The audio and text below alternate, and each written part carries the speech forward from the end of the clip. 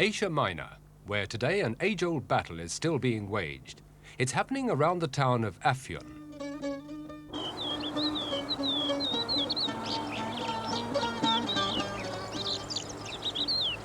One of mankind's greatest boons, and one of his self-inflicted curses, the Anatolian poppy. It's been cultivated here in central Turkey for nearly 5,000 years. Recently, it's been banned by international agreement. But now the opium poppy is once again carpeting the arid highlands of central Turkey.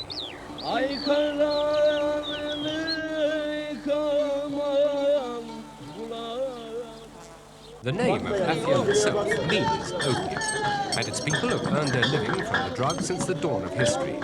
They've traded it with nations all over the globe. Although it's not made them rich, it's brought them a standard of living they would never have had otherwise, for this is a hard land in which few other crops survive.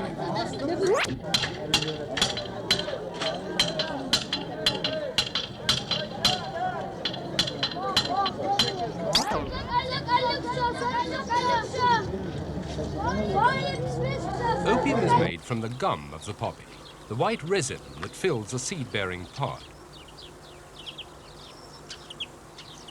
The method of harvesting the gum changed over the years. Until 1971, this is how it was done. Poppy farmers made a 3-inch incision into every pod in the crop.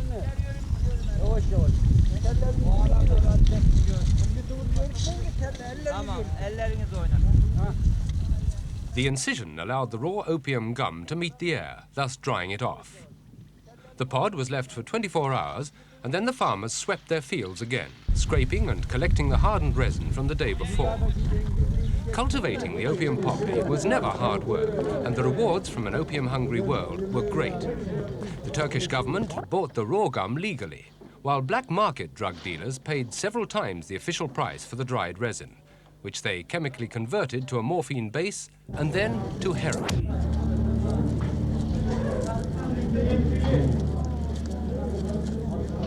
Once a year, government officials set up shops in the region to buy as much of the crop as they could. But although Turkey had almost no drug problem of its own, lax cultivation controls and corruption made it relatively easy for international drug traffickers to spirit away much of the actual crop.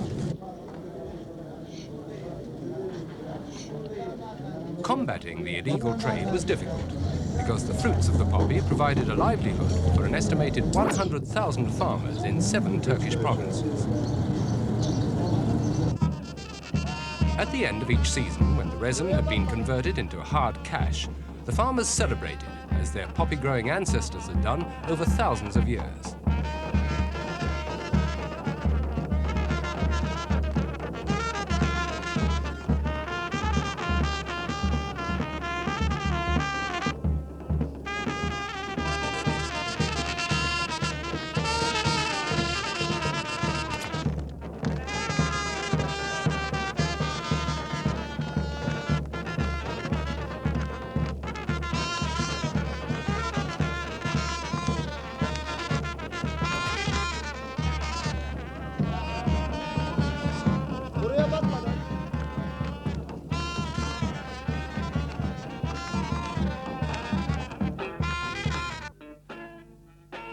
But in America and in Europe, there was less reason to celebrate the success of Turkey's crop. In the United States, 80% of the illicit heroin reaching drug addicts came from the Turkish opium base. The heroin being prepared by this junkie in a New York apartment was almost certainly manufactured from Turkish opium. Heroin addiction, experts agree, reduces the lifespan by 90%. A 25-year-old with a life expectancy of a further 45 years will be lucky to survive for 5 as an addict. This young man, filmed when heroin was plentiful in the US, may very well be dead by now.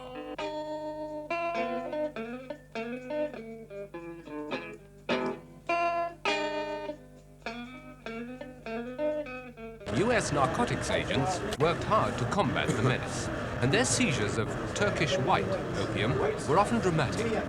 They attacked the trail that led from the processing laboratories of Marseille, the infamous French connection, to the streets of New York, Chicago, and Los Angeles. But although the confiscated drugs were destroyed by the caseload, The war against so-called hard drugs was impossible to win at street level.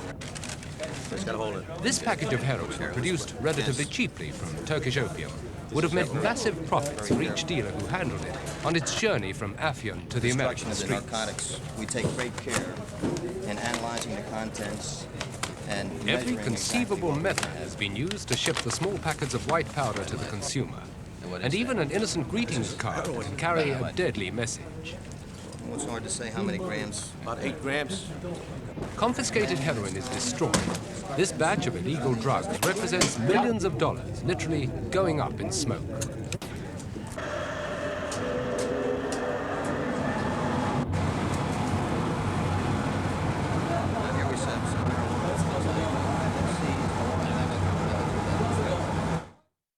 Then, in 1971, came the breakthrough which hit the drug dealers where it hurt. The Nixon administration, pursuing a strong anti-drug program, managed to come to an agreement with the Turkish government to cut off the supply of raw opium at its source.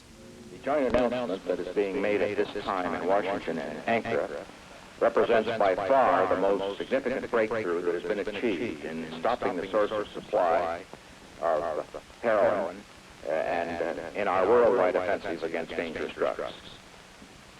60% of all of opium poppy, which is, of course, the raw material from which heroin is made, is grown in Turkey.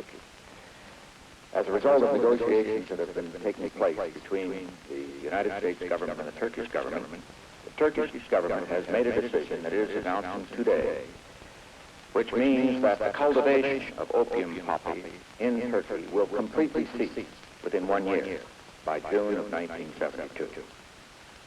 This very courageous and statesmanlike action deserves the appreciation of all the people of the world and the people of the United States.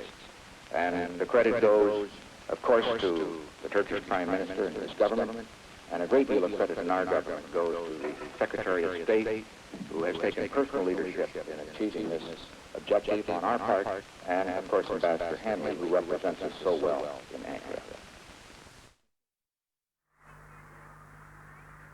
But there followed problems that even the Turkish officials hadn't foreseen. They tried to re-educate the farming habits of those growers who before had produced nothing but poppy crops. Although the US compensation to the growers in the central region was more than 10 times the profit earned from the annual legal exports of opium, it was still far less than the farmers could make on the illicit market. Neither the US nor Turkey could find a substitute crop for them to cultivate profitably. And with no addiction problem themselves, the growers saw themselves, ironically, as victims of an American problem. Their way of life was disrupted, and the ban became both a major internal political issue and a source of friction between Turkey and the United States. The poppy was not just an export crop to the people of central Turkey, it was a way of life. Poppy seeds were used to make bread, crushed to provide cooking oil, and even the dried stalks were put to good purpose. They were used as fierce-burning firewood.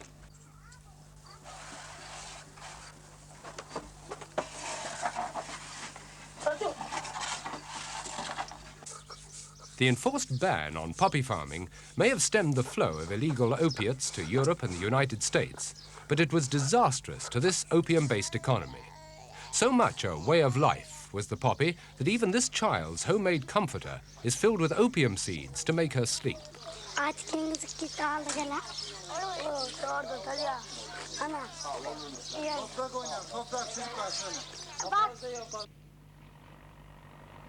Late in 1974, the inevitable happened. The Turkish government gave way to mounting internal pressures and once more permitted the planting of poppy seeds. During the 2 years that the Turkish opium fields lay fallow, the estimated number of heroin addicts in the United States dropped dramatically from 600,000 to 200,000. When planting resumed for a 1975 crop, Washington reacted angrily. 230 irate congressmen moved to halt all military and economic aid to Turkey. The administration labeled Turkey's move a breach of agreement, recalled its ambassador, and cancelled a $21.5 million aid program. But brushing aside appeals, the Turkish government went ahead with its plans and gave 90,000 families permission to resume cultivation.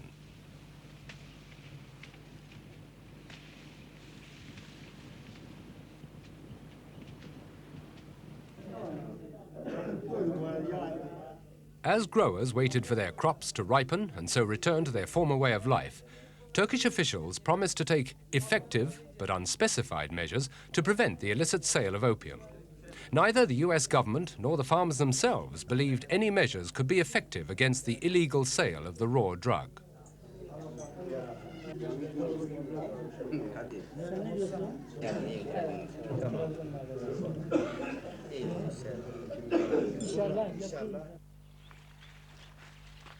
When the first crop was almost ripe, Turkish officials, helped by United Nations aid and advisors, disclosed their plan for halting the illicit opium trade.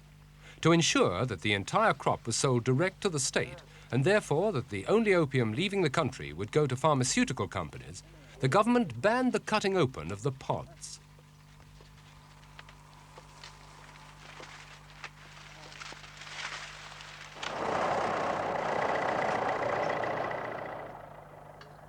The government ordered the farmers to hand over poppy pods intact instead of lancing them and extracting the opium gum themselves.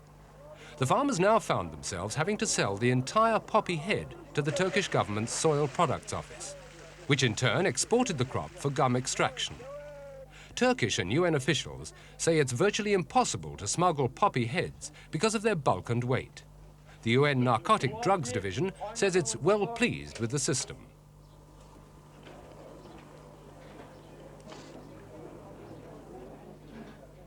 More than 4,000 Turkish officials and security personnel police the region to make sure that no one cultivates more than the permitted 5 hectares per family.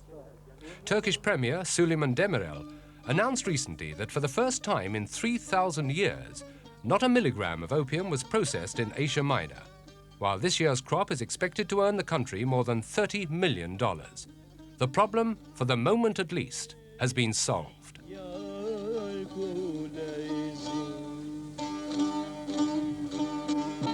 Oh,